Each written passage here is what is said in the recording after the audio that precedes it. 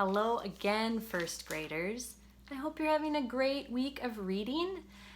Today in our mini lesson, we're going to keep talking about Retell, but we're going to talk about a little bit different things. Today we're going to think about something called the central message, or kind of like, why did this author write this book? Did this author want to teach us something? What is their message that they're trying to talk about in their book that they read? And we talk about this with writing sometimes. We talk about when we're writers, we talk about what do we want our reader to know or understand. And so when we think about the books that we're reading, we think about, well, what is that author trying to teach us as a reader? So I'm going to go back to that good book, A Piglet Named Mercy, because we've really dug into that one a bit. And when I'm thinking about A Piglet Named Mercy, think about the author, Kate DiCamillo. And I think about, why did she want to write this book named A Piglet Named Mercy? Well, I know that she likes to write for children. I know that she likes to make books funny, but also there's a message right deep inside that book. And if you were to take a minute to just think, what do you think A Piglet Named Mercy might be about?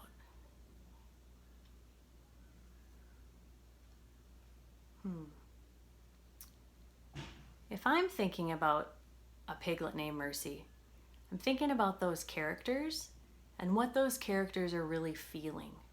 So I think about Mr. and Mrs. Watson at the beginning and how they kind of felt that they were missing something in their life. And then I think about how they got this surprise that they didn't expect, and they didn't really know what to do with this surprise, this piglet that showed up on their doorstep. And I think about those neighbors, Baby Lincoln and Eugenia Lincoln, she's so grumpy. And I think about, all of those characters together, they had this big thing happen. They had this piglet show up. And so I think, if I'm thinking about that central message of that story, I think about Mr. and Mrs. Watson, and they were open to this new surprise of Mercy coming into their life. And they were open to accepting the help from Baby Lincoln. She had that idea to feed that baby pig.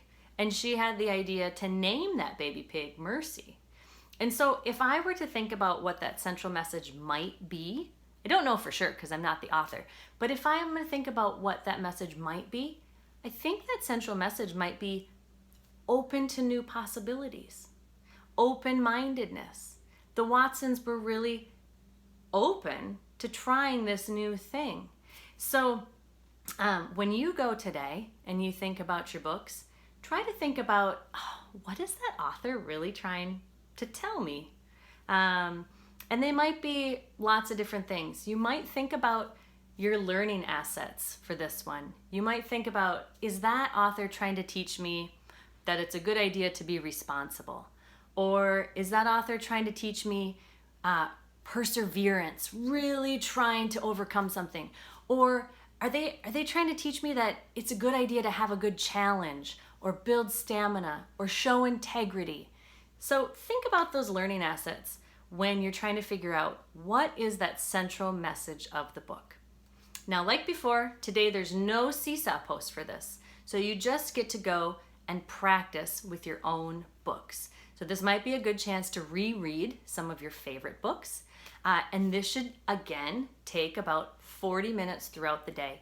So maybe you want to split it up a little differently this time. Maybe you want to read for 15 minutes, take a little break, 15 more minutes, take a little break, and 10 more minutes after that. But when you're focusing on your reading today, think about retelling that story and trying to figure out the central message in the book. What is that author trying to teach you? Have fun. And I'm excited to hear all about it in a Seesaw post tomorrow. Thanks, first graders. Bye.